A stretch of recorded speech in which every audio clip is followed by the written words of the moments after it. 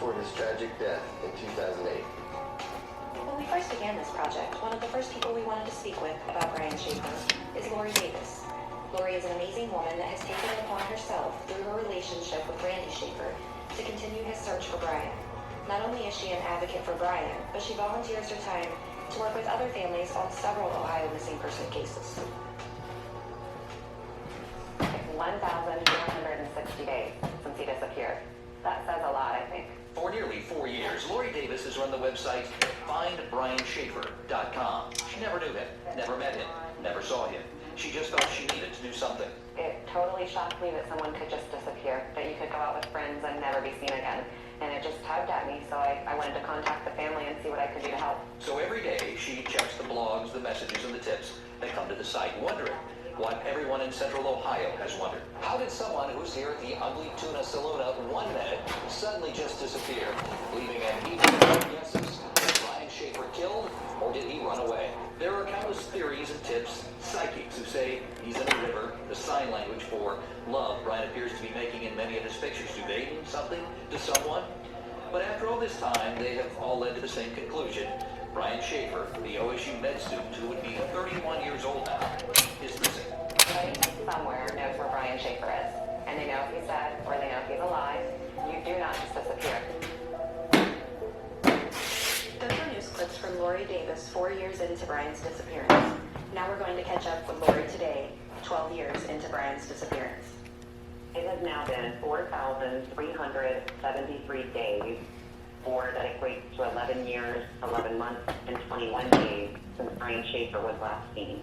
Okay, my name is Lori Davis. I manage the Missing Person from Ohio Facebook page. I started that page years ago. It was in 2011, and I did that because I became aware of missing persons in Ohio after I learned of Brian Schaefer's case.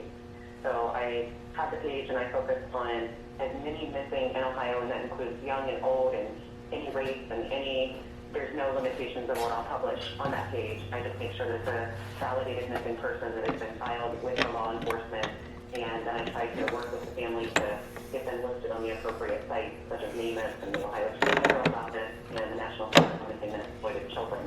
And I will create a slide at the pages as well. So at that time, I had created a profile for Brian on Facebook, and it went wild. We had over 5,000 friends on that page, and then one day, Facebook took it all down, which was really devastating because there was a lot of history on that page, and I guess I didn't realize that was even a risk at that time. I should have created it as a page, but I didn't realize that. So we lost a lot when that was taken away. I mean, it's 12 years. I mean, think of it. Think of what you've done in a year and then how tired you've got to be after 12. And I'm tired. I mean, I really am. And at that time, I believe that's when the police report was made. I also remember Randy saying that that night they went and they searched the dumpsters. So that would have been Sunday evening, I believe. And then later that week, I don't remember the exact date, and I might have it written down, but later that week was when Randy hired search dogs to come in. And there had been some type of bad weather. Randy had said it had at least rained during that time, so they felt that that might have made their discovery harder, you know, with the search dogs because of the rain. First from the night team tonight, investigators search for clues about the disappearance of an Ohio State med student. Thanks for joining us. I'm Gabe Spiegel. And I'm Yolanda Harris. Brian Schaefer was last seen at a bar near campus April 1st, and so far, no clues to where he could be. The night team's Ann Allred is live at the Franklin County landfill where crews searched tonight. Ann? Yolanda, in a sense, this was a desperate act. Police didn't really have any tip or information that led them to the landfill, but it's been 18 days since Brian disappeared, and they knew if they were going to search it, they had to do it now before 20 more feet of trash piled up, and the dogs wouldn't be able to find anything. When Brian Schaefer first disappeared, search dogs were used on the streets of campus to sniff for clues. But after 2.5 weeks, police are using a different type of dog. We're trying to go out and basically see if there's any decaying bodies. SUVs filled with cadaver dogs pulled up to the Columbus dump, ready to search for Brian's body. Brian's reward, Crime Stoppers policies while he was there, and on rewards being helpful and thorough.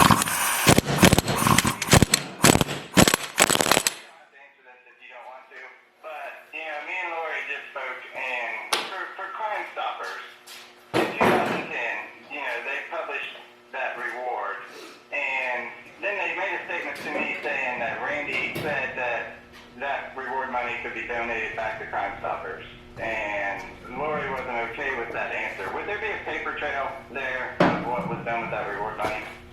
I have a case on that, and I've been out of it for, I don't know if it's done over there, I've been out of it for 6 years. I want to indicate that to us even now. Somebody, and what the paperwork came from out there? No, the guy, I don't think I am. okay, Joe, was the guy who was from Philadelphia that went around the country on these high-profile cases of offering award money. And he offered $100,000. He never gave us the money. The money was never given to us. The money was if it ever happened, he would give it back. He also helped us, if you remember the Julie Popovich case, it was the same way. He offered, I believe it was $100,000 then. He never gave us the money. But we did went out and put, and we did get the information. We did get that led to the arrest of the guy who, kidnapped and murdered her. And then he backed out and just never paid us the money. So we had to go elsewhere to get the money to pay the tips. Okay. I guess I never ever thought of it. I just, before I did this and started investigating this podcast, I guess I never really thought that, that a reward, especially, that if that doctor gave $5,000 and Lori raised money, I guess I just never realized that type of reward would expire if that person was, because, right now I'm doing this podcast and they're talking about maybe Did it expire? I don't know if it expired. Yeah, the Crime Stoppers lady right now told me that reward money got put into their general funds, and there's no real paper trail for it at all even. So it didn't make sense to me that privately funded thing, and then they're saying what they said. Of course, she said that it's been 3 different presidents now since then. But what I do know for a fact is that she tries to say that 1 to 2 years is the contract they try to have people sign now. And, Randy was still alive at that amount of time. And then I also know that they were advertising that reward, and they took money from Lori Davis in 2010. And Lori Davis said in 2012 she knows the reward money was still there even. So, in between, it was around the time between the switch to, I think it was the ex-police officer that took after you, and then the next one after him. It was around that time that there's they're not giving a straight answer why this reward money expired, Yeah. I sort of left on a bad situation, so I don't want to even talk about that with you. It's just like I said, it didn't, to me, especially this many years later, in my mind, that's when you really need the reward money. And again, like I said, I'm doing a podcast, and like the first 48 on A&E is talking about coming and doing a 3.5. Gave us 3 stars and put it's good. She said, the audio is rough, but it's put together nicely. This is such an interesting case, and I'm eager to hear more. Starting today, we're going to have a contest for anyone that gives us a 5-star review. In 2 weeks, we will select a random winner that will record with us via telephone and read Brian's description. He will then be featured in an episode later this season. We would like to address a couple of comments about our audio quality. We are not your average audio podcast. Even from the same state, we are always miles apart due to Nick's job as a truck driver. The pre-recorded phone calls we have will have some sound issues, but that will all be corrected in new phone calls and with the help of Resonate recordings. This is a boots-on-the-ground investigation, all while on the road.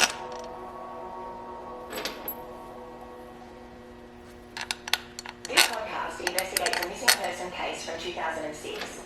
This is a true story, but the opinions of the host or guests are just that, their opinions. The credibility of anyone interviewed is to be determined by the listeners.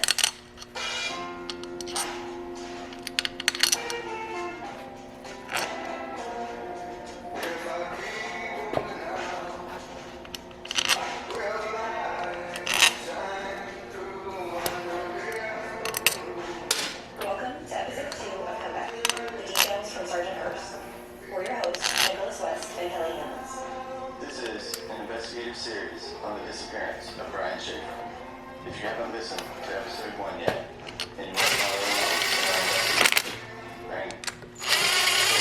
go back and do so.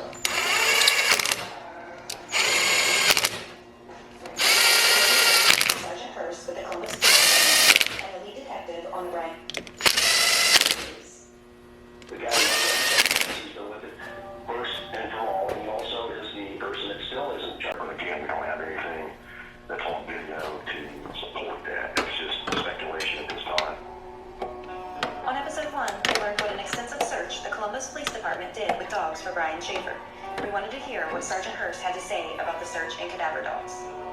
Where did the cadaver dogs track Brian's scent?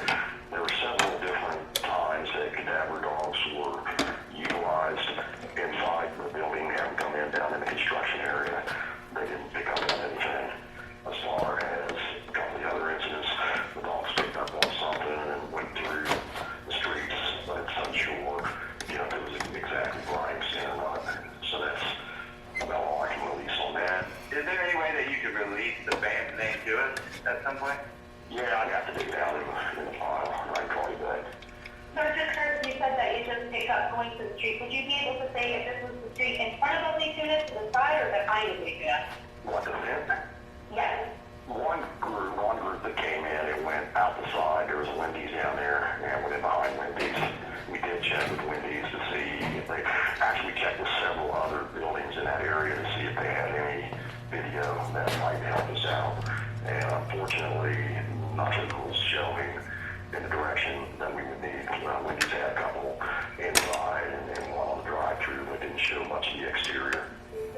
Anyone that has followed the disappearance of Brian Schaefer knows there has always been so few answers to things such as cameras at the Ugly Tuna Saloona, the exits of the building, and the band. Let's see what Sergeant Hurst can clear up for us, including some theories. The exit going down, the stairs led to the hallway and the construction site. The hallway leads down to the commercial trash area. The hallway, some of it was on camera, and the trash area where the dumpster was inside, that was also on camera.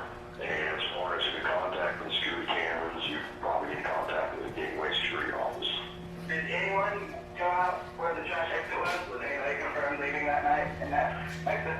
Yeah, we were not able, the fire exit coming down, we were not able to confirm anybody went out that door because whoever was monitoring the security cameras had overridden the automatic ban to the door. But the employees that were working that night said that to their knowledge, nobody went down the fire exit. What was the exact construction? They were putting in I forget the name of something, it was like a health store.